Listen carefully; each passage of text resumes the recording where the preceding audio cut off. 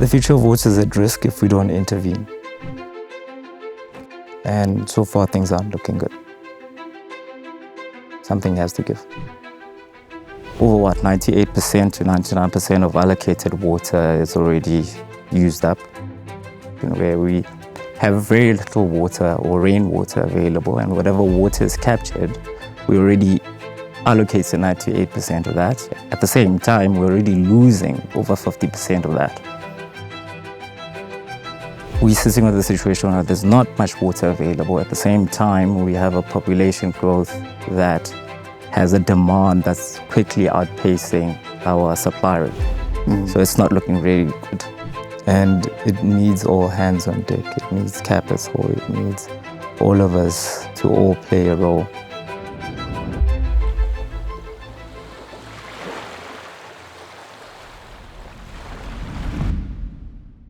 Welcome to the Safripol Water Security Engagement Forums. Again, great to be your host, Michael Avery, here as we take you through all of the issues that are coursing through South Africa's water sector at the moment. And we've really tackled a lot so far in the series, but today we're going to take a different lens and look at African innovation, because as much as South Africa is framed as among the driest countries in the world, and we know we have serious challenges, it has also meant that mother or necessity is the mother of invention. And so we have really been one of the most innovative countries in the world when it comes to innovating around water.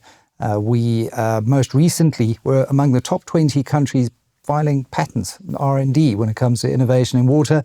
So joining me today is Hamilton Moswatupa, who's a specialist in hydrogeology and groundwater at Anglo American. So Hamilton, great to have you in studio, and probably a career that I'm sure when you were younger you didn't have on a vision board somewhere that was going to be your title. Just tell me a little bit more about yourself and your background and how you came to work at Anglo.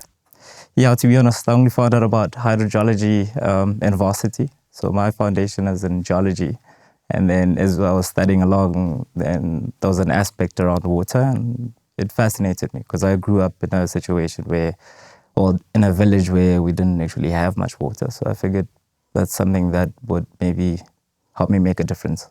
And then, yeah, over the years, started working in consulting as a junior hydro, and then worked my way into Anglo. So the good thing with working for Anglo is that literally everything that we do is centered around improving people's lives for the better. And water is one of the key things that we do differently, especially within the context of Kumba.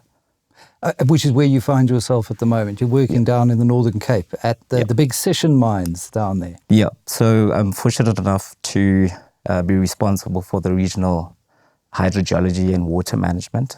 So I look after the water management aspects at Sishen and Kolomela. And Kolomela, yeah. Okay. Yeah. Right, and we know the Northern Cape is a fairly dry region. Anyone driving through the Northern Cape would be well aware of that. But if you just look more broadly at South Africa's water landscape, how would you describe the state of water in South Africa? So Michael, it is very dire. I mean, we're sitting with a situation where over 98% to 99% of allocated water is already used up. We're also sitting with a situation where we have dilapidated infrastructure. So whatever water is available, we lose about 40 to 50% of that already through leaks. That's just things that are necessarily under our control. So that's one aspect. Another aspect is you already touched on the fact that we're one of the driest countries, right?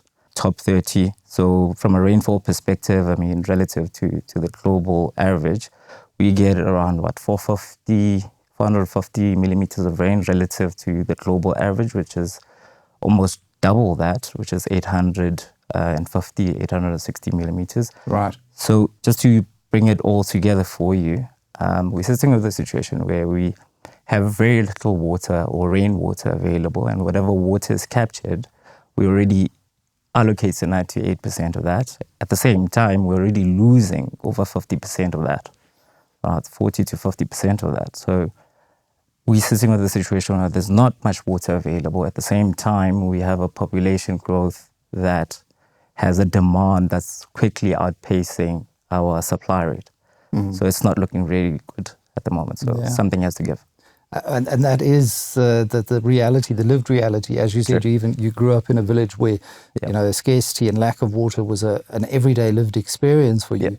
What is the experience like on the mine down at Sishen and Kolomela, given the nature of the area in which you're mining and being already quite an arid area? Yeah, so we're very much fortunate in the fact that we actually have too much water. You have too much water at both operations, right?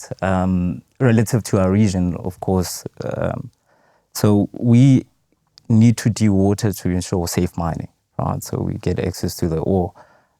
So the problem we end up sitting with is we have too much groundwater, and we need to send it somewhere. Right? So that put us in a very fortunate position where the region does not have enough water and we have too much water. So we took it upon ourselves as a business to say, whatever water that we get from the ground, we can actually supply the region or augment the regional water supply. So we pumping into the regional scheme anywhere between 1.2 to 2 million litres every hour, literally. Every hour? Every hour. I mean, that's quite a number if you think that it's between 5 to 10 litres just to flush a toilet. You're talking 1.2 million litres into that system every hour. What is that a factor of? Because I think most people would be quite surprised to hear that you've actually got an issue with too much water and not too little down at those major iron ore operations. It's mainly centered around the fact that there's not much water there. As I said, we need to dewater to ensure that we actually mine safely.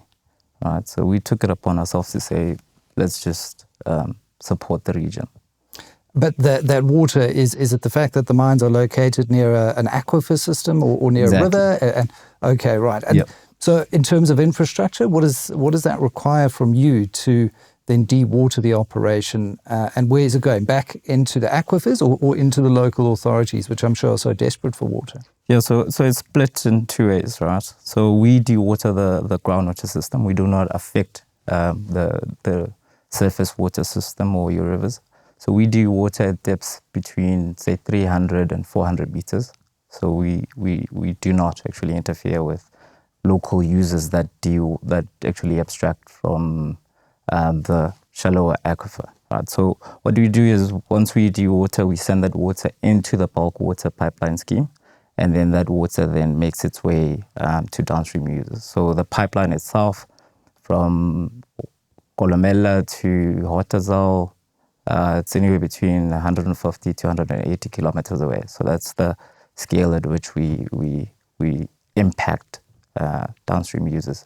At the same time, to ensure longevity and sustainability for the aquifer itself, we have what we call mean aquifer recharge, or rather managed aquifer recharge, wherein we inject some of that water back into the groundwater system to make sure that downstream users, or farmers at least, still have access to sustainably abstract and use as they require. It's quite an operation, that, infrastructurally, to keep going, and must be quite energy intensive.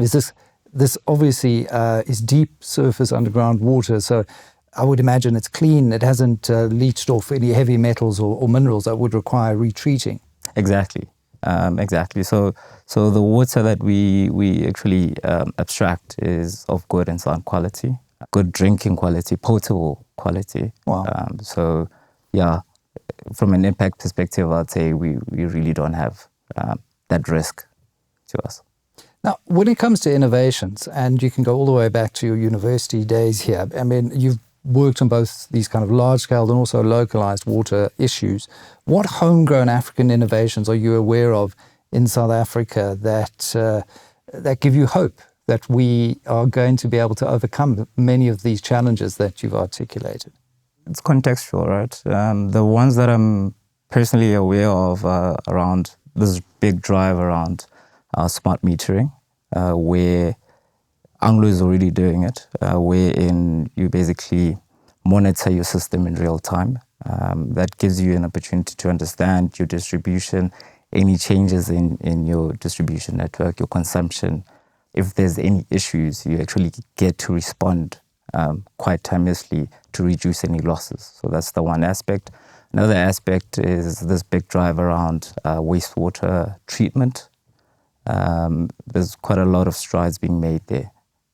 On smart metering, so what in effect does that entail from an innovation perspective? Are you talking fitting all of your pipelines with sensors, Internet of Things, and you can tell when there's a pressure drop-off, or is it just at the end-use point? So give me a bit more detail into how that smart metering works. That's exactly it. Right. So we have these inline sensors that we have all along our consumptive points, our distribution points. So if there's any issues anywhere along my system, I can tell if there's an increase in pressure, drops in flow rates, then I know exactly which area to focus in to address that issue. If there's a change in the demand, for instance, then I can ramp up my dewatering pumps as well. So it's more of a fluid system, or rather a dynamic system. A good example would be if plant wants to ramp up production, so they need X amounts more water, then I know, okay, from my system, I need to ramp up my pumping rates. Right? So it allows you that flexibility to manage water as and when required. Now, as we speak, Hamilton, I haven't showered in 24 hours because we're suffering yet another leak. There was a major pipe burst on Jan Smuts, which is a major road in Johannesburg. The videos circulating in the community WhatsApp groups show a geyser like Old Faithful, fountain of water.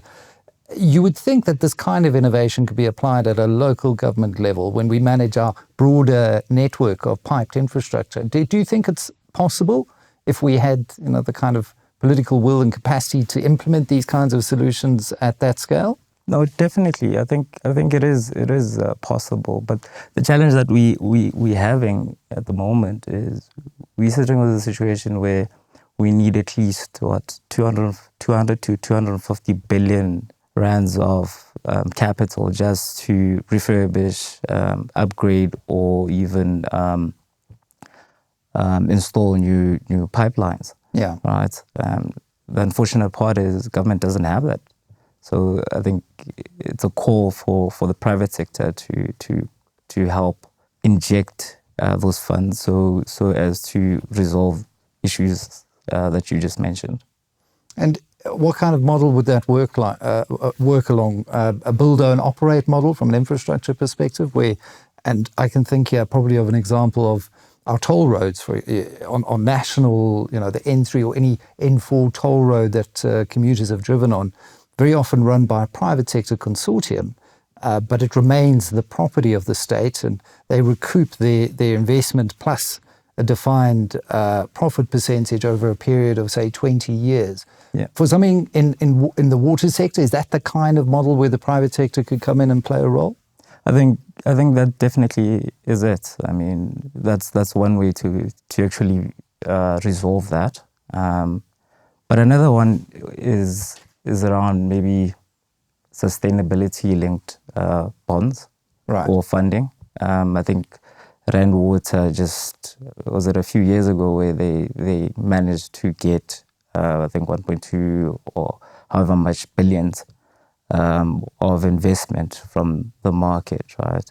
But the reason I'm saying this is the conditions of that bond kind of hold the government to account to say, you saying you want X amount of money, and these are the KPIs that you're going to meet or you're committing to, right? And as the market will hold you accountable for you to meet those KPIs. So to drive that accountability within government, maybe a system like the sustainability-linked finance or bond system might be a better option.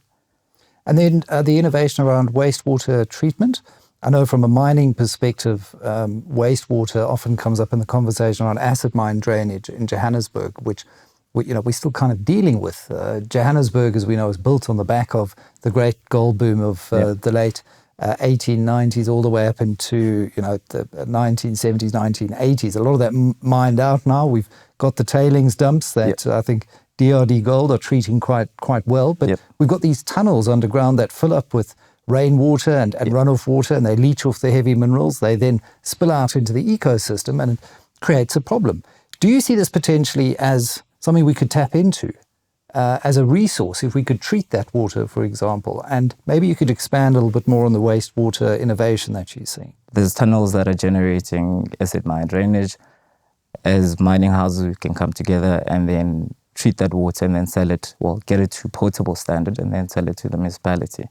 Yeah, and greater innovation as well. But these are very high-level, big, impactful projects at almost a regional or national level. What about just at a community level? I've seen some fantastic innovations around hippo rollers, for example, because the images that we often are flooded with, and what you see in rural villages is of often women carrying these drums on their heads many kilometers to get water. And the hippo roller just said, well, let's put that drum on a little pincer and then we can roll it along. And it's, it's much easier. What kind of innovations are you seeing in the kind of community, kind of low-tech space, so to speak? Just going back to basics, not necessarily in innovation, but sometimes I think we're quick to innovate, but sometimes it's just maybe instilling principles of just being water stewards in each of our households. Sometimes we focus too much on innovation, but we forget that whatever little water we have, we need to use sparingly. So I think we need to also drive the conversation in that direction to bring awareness around water and how to use it, sparingly. Yeah, that demand-side management story where we can each play a role. For example, brushing your teeth in the morning. That's it. How many people just leave the tap running while you're brushing your teeth? That's it, yeah. And if you just think that we're among the 30 driest countries in the world, with half the average annual rainfall, that really should become a mindset and something that we can all do and is within our own control. What has your relationship been with the local authority in the Northern Cape around Sishen and Kolomela? And what insights can you share about the challenges that they're having in terms of accepting some of that bulk water that you say is in excess? Yeah, I think to start off, as a business, we have a very good relationship with our communities. We have programs such as the Municipal Capability Program, where we engage with our municipalities at least every second month. We have a long-standing relationship with them, right? So another thing is because they appreciate the role the resource has to play in the community, they're very forthcoming with us. At the same time, we've partnered with them to come up with this, what we call find and fix, where every member of the community is expected to report a leak. If the municipality does not have capacity to actually fix that leak, then the operation actually takes it upon itself to support the municipality with the skills, with the equipment or material that's required to resolve the leak.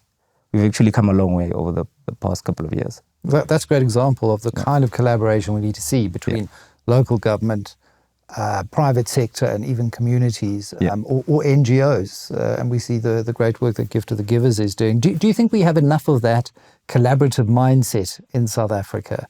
And I know Anglo has that great program. I've spoken to Musa Jacks, who heads that program before, and great lessons that can be shared in the approach that Anglo has taken to foster trust. Because often when I chat to business leaders or even citizens, there's a breakdown of trust.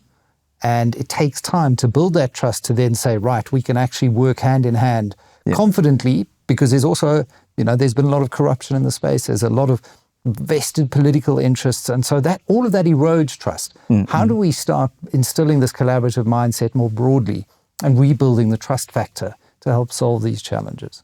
On a national scale, I think it will take a lot for business and government to actually work together.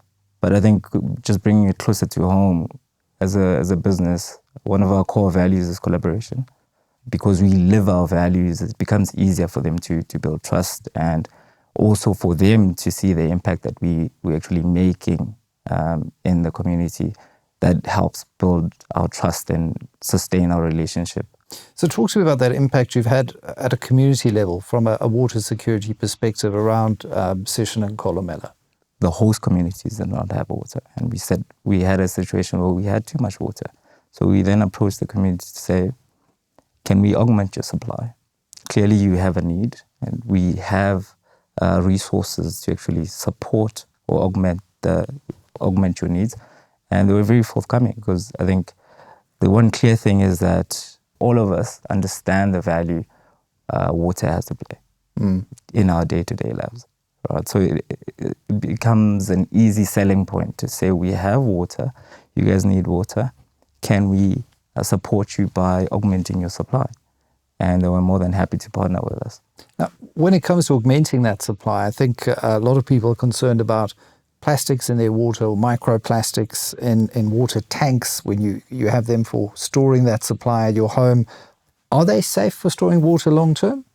Your typical tanks that you have would have gone through what we call SEBS approval, right? So they are built or designed to limit any radiation into your tank. So it limits any algae formation within your tank.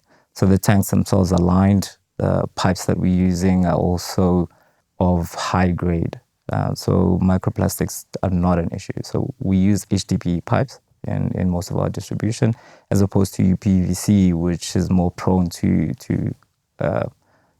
issues such as microplastics. Well, that's really interesting, because I think we're having this conversation at a time when we know there's this need for large-scale infrastructure upgrades across the country, and often replacing old metal pipes with newer materials.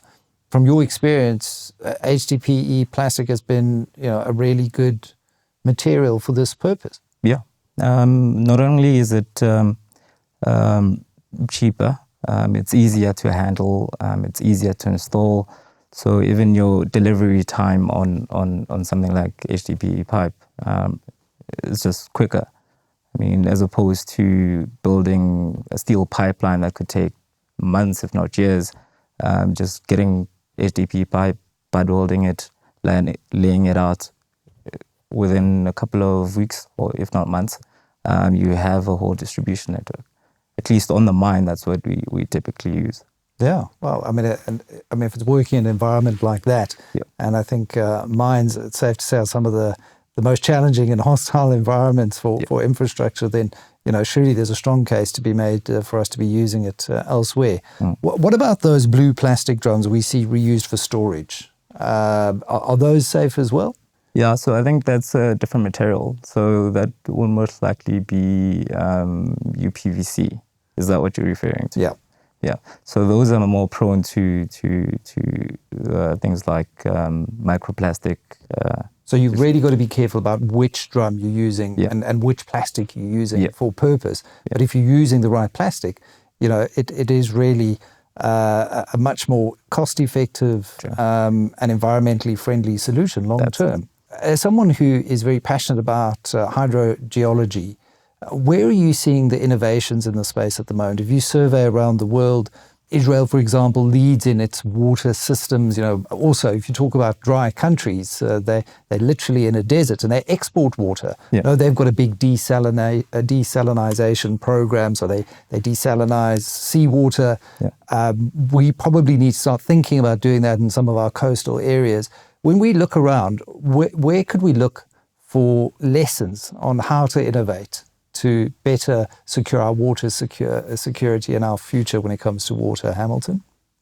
So you're sitting with a situation where agriculture accounts for at least 50 to 55% of your water use, water use nationally. So if you want to do any innovations, that's probably the best place to start, right? So things like, you can start thinking around things like smart irrigation systems, where you irrigate based on your crop profile, right? So you basically have these sensors that tell you your moisture content, and it tells you how much water you actually need, as opposed to just having this blanket spray across your field. So, I mean, that could easily draw down the industry's consumption, right?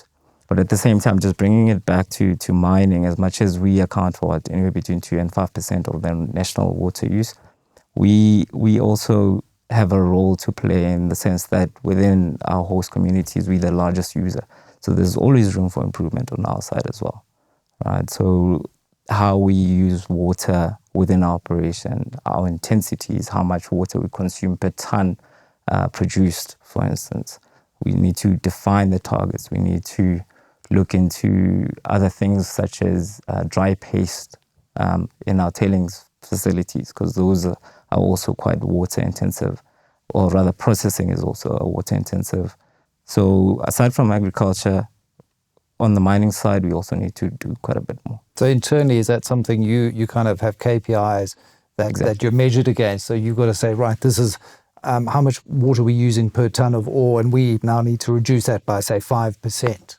Or literally, right? So my key KPIs is intensity. So for every ton, I need to make sure that month on month and year on year, I reduce that, right? And we have this thing, it's called a hierarchy of use, right? So it's a principle wherein we prioritize using dirty water for all our processing or mining requirements.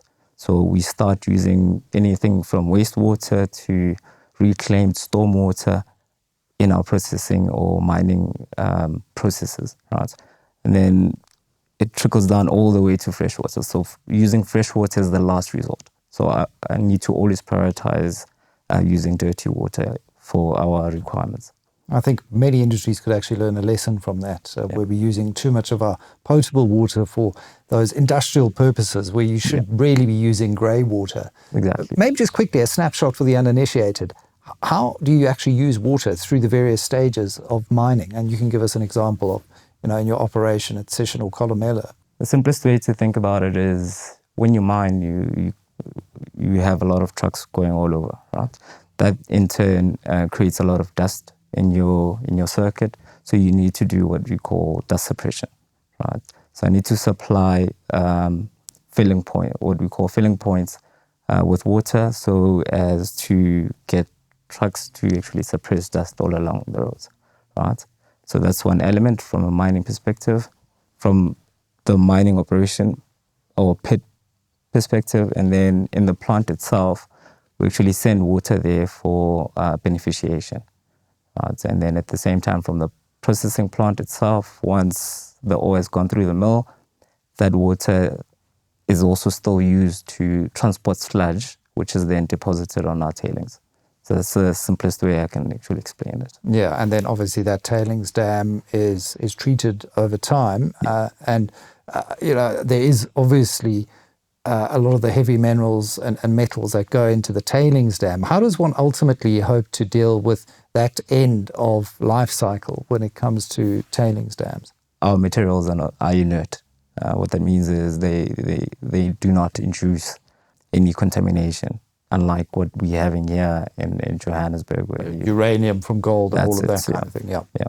So, but at the same time, as a measure of good practice, what we do is we install what we call monitoring points. So we drill quite a number of boreholes in and around the tailings just to monitor if there is any contamination development. But so far, we're yet to see any evidence of contamination. Now, Hamilton, if you could prioritize one innovation or one initiative over the next 5 years to be scaled nationally to help us deal with our water crisis, what would it be? Our water treatment facilities are actually built to scale. That's one. At the same time, not necessarily taking away from innovation and all, but I think one key thing is having the necessary skills at the right level. So upskilling the teams that actually run the systems. Because we've heard, and I've read numerous stories of there being a lack of qualified and suitable engineering capacity at a local government level. In we've got many municipalities, not necessarily at our big metros, but it's some of the more rural municipalities. So that is a challenge. Is an area where you think Anglo American could play a role? Someone who only stumbled upon hydrogeology at varsity, someone has to build that pipeline of skill and capacity. And I know Anglo has bursary programs and that kind of thing. Is it an area where you see a role to play? Yeah, definitely. I mean, to be honest, the hydrogeology space is a very niche area. I think within the context of Anglo even, it's only a handful of us that are hydrogeologists. I mean, you can literally count them with your fingers. It's like just under 10 people. So there has to be that drive to actually get or build awareness around this skill set, and to just get initiatives like bursary programs to get more skills. Now, the future of water is, we've left this open-ended purposefully because it really is interesting to hear how people view the future of water, given what we've just discussed and some of these challenges. And given you're a hydrogeologist, for you, what is the future of water in South Africa? The future of water is at risk if we don't intervene. And so far, things aren't looking good. So something has to give. And it needs all hands on deck. It needs capital. It needs all of us, government, business, to all play a role, or come together, collaborate, and play a role in ensuring the longevity and sustainable use of the resource. Well, thank you for your honesty and your frighteningly sober framing of just how serious and urgent the crisis of water security in South Africa is. Hamilton, it's been a great pleasure having you here on the Safripol Water Security Engagement Forum and highlighting some of the innovations and the great work that I think you're doing at Anglo American, but also the desperate and urgent need for action. Thanks for having me, Michael.